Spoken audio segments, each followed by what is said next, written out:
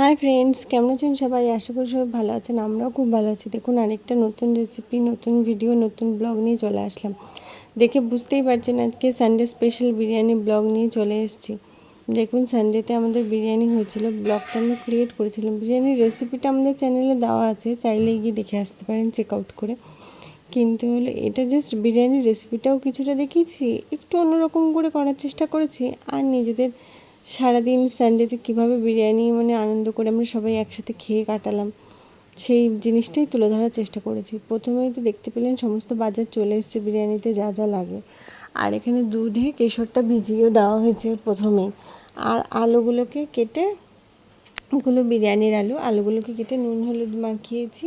আদাটা সফটনেসের জন্য টক দই তার দিয়ে একদম লঙ্কার গুঁড়ো, টক দই এসব দিয়ে আলুটাকে মাখিয়ে রাখবো, সুন্দর করে সফট হবে। এইটাই বিরিয়ানির স্পেশাল। বললাম না, একটু আলাদা টাইপের করার চেষ্টা করেছি। এই আলুটাকে তো নর্মালি লোকে ভেজে নেয় বা পেঁয়াজের রস দিয়ে সেদ্ধ করে, আর কেওড়া জল দিয়েছিলাম একটু গন্ধের জন্য। দিয়ে আলুটাকে সুন্দর করে মেখে ঢাকা চাপা দিয়ে রেখে দেবো। তাহলে আলুটা না প্রচণ্ড সফট, আর মশলাগুলো একদম ঢুকে যাবে আলুর মধ্যে। বিরিয়ানি আলুটা খেতেই অন্যরকম লাগবে। এই যে দেখুন, একবার ট্রাই করে দেখতে পারেন, আর ভালো লাগবে এরকম করে আলু করলে। আমরা করেছি আগেও একবার, তাই এবারটা ভাবলাম আপনাদের সাথে শেয়ার করেছি কীভাবে আলুটাকে আমরা সফট করি আর আরও টেস্টি হয়। এদিকে মাংস কড়াইতে নিয়ে মা বসে পড়েছে মাখানোর জন্য। সমস্ত গুঁড়ো মশলা, আদা বাটা, জিরে বাটা, নুন হলুদ দিয়ে পেঁয়াজ, টক দই, রসুন, লঙ্কার গুঁড়ো সমস্ত দিয়ে মাংসটা মা মেখে দেবে।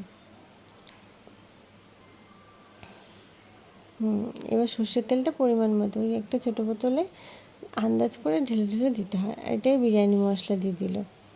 দিয়ে এবার সমস্ত মাংসটা দেখুন কী সুন্দর করে মেখে দিয়েছে, শুধু কড়াইতে চাপানোর পালা। ওদিকে বাবা সেদিন কাঁকড়াও নিয়ে এসেছিলো বিরিয়ানির দিন, তাই আমি আর দিদিভাই কাঁকড়া কুটছিলাম। কুটে রাখতে হবে, নাহলে মরে যাবে, ওগুলো গন্ধ দিচ্ছিল। কিন্তু হলো এদিকে রান্নাও তো বসাতে বসাতে লেট হয়ে যাবে, তাই দাদাভাই এসে এই বিরিয়ানির রান্নাটা বসিয়ে দিয়েছিল। মাংসটা বসিয়ে দিয়েছিল, আলুটাকে সেদ্ধ করতে দিয়ে দিয়েছিল, দিয়ে বিরিয়ানিটা তো করলো। দাদাভাই হাতে স্পেশাল বিরিয়ানিও বলতে পারেন এটা আমাদের। দেখুন, এই যে চালগুলোও সেদ্ধ করে ভাত প্রায় হয়ে গেছে, আর আলুগুলোও কী সুন্দর সফট হয়েছে, আপনাদেরকে দেখালাম। দিয়ে লেয়ার করে দিয়ে আমরা রাইস কুকারের উপরে স্টিম হতে দিয়েছিলাম। দিয়ে এবার তৈরি করছি খাওয়ার জন্য, সবাই বসে পড়েছে।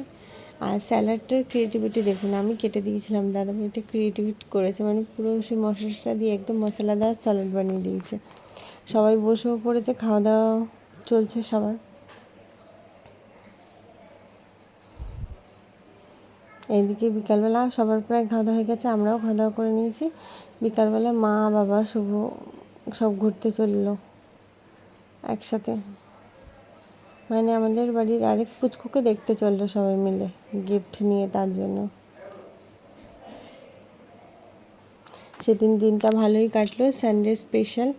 আপনাদের সাথে শেয়ার করার জন্য কিছু কিছু মুহূর্ত তুলে ধরেছি। আশা করি ভালো লাগবে। ভালো লাগলে লাইক, কমেন্ট, শেয়ার করে যাবেন। আমাদের চ্যানেলটার সব পাশে থাকবে।